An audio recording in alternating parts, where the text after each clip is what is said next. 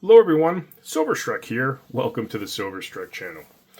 These days I've been very selective on what I've been picking up for silver, just because I'm pretty happy with my stacking collection, but there's still missing elements to it here or there. I was able to acquire a new P Loaf bar that I didn't have before, a certain variety of bar, and I'm happy to share that here with you, and also a little bit about what I'm paying for silver these days and exactly what I'm looking for. So, let's take a look at a receipt, and in this receipt I made a pretty large purchase for what I've been picking up these days, $1,100 worth, and I'm only going to talk about one bar in this video. So you can see I picked up two 10-ounce Engelhards. I paid almost $40 an ounce for them, and happy to do so, but I didn't pick up just any P Loaf or a Waffle back, very specific P Loaf that I needed for the collection. Let's have a look here at what we're looking at on the table. To our left, this is a series of P Loaf bars. These are all 11th series with a mintage of 200,000.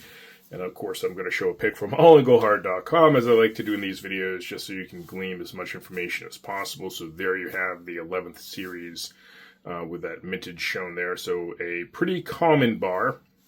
Very popular among Engelhard collectors, though. It's kind of the classic, the go-to classic Engelhard bar, those P Loafs. Leading prefix of P indicates these bars were produced not too far from here in Plainsville, Massachusetts.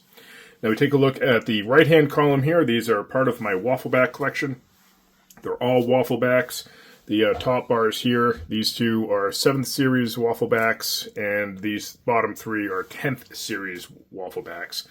The 7th and the 10th series have the same mintages, and you can typically tell the difference because of the serial numbers. So let's have another peek at engelhard.com with these 7th series Wafflebacks and pay close attention to that serial number range, if you would. Then also from engelhard.com, let's show a pic of the 10th series Wafflebacks. And again, with that serial number range, most of the 10th series started with the P leading prefix, of course, somewhere in the 07th series, so 07 and so on. Now let's have a close look at some silver. That's why we're here. Check out some silver. So I'm going to start here with a 7th series Waffleback. Beautiful bar. See, this one's P022006, so definitely in the 7th series range.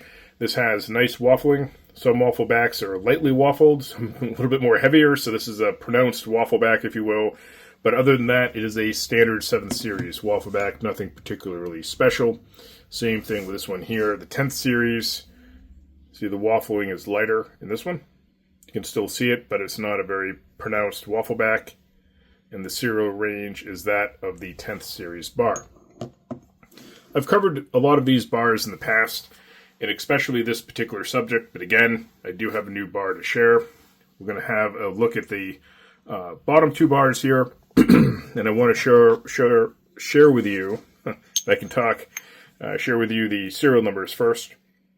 And you can see we're only a few hundred bars range in these serial numbers. So P133567 and then 878. So in the same range. And why that's important is because the reverse of these bars, these are reverse convex bars. So a reverse convex bar is going to have a stamping in the reverse of the bar that is the stamping that you see on the obverse. So it is an error, happened during the manufacturing process, and it's a subset of collectible bars here. There's no particular mintage on the reverse convex, but what's interesting is they happen in a certain serial number range, which is why collecting and holding is important, because as a collector you end up really gleaming a lot of knowledge on when these errors occurred.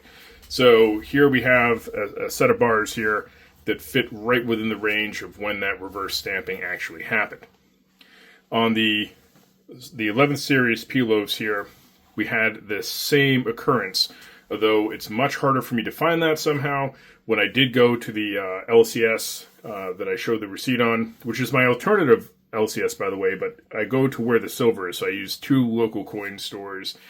and the Port City coin store happened to have some Engelhard bars. In the case was a handful of these, actually more than a handful, I'd say 10 or 15 P Loaf bars. And so what I did is I just went through each individual P Loaf and flipped over each bar, and there was only one of these in that case, and this is a reverse convex P Loaf. So here we have a mintage of 200,000, but with a reverse convex, extremely rare comparatively.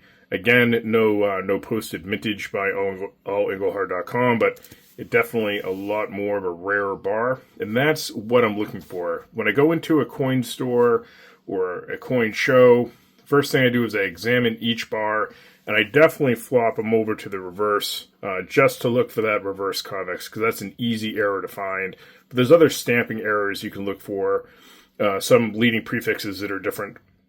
Maybe some sort of one-off bar, very low mintage bar, but something like a P Loaf, they produce a lot of them. So to find something a little bit more rare like that with that reverse convex for the same money as any old P Loaf, that's a score. And so that's why I've been a lot more selective lately, looking for these Engelhard bars. And that's how I've been doing it. I've been really kind of taking my time and trying to find the bars that are a little bit more valuable for the same money per se as you would pick up a regular bar for. So you'll have to let me know in the comments section, do you have any reverse convex bars?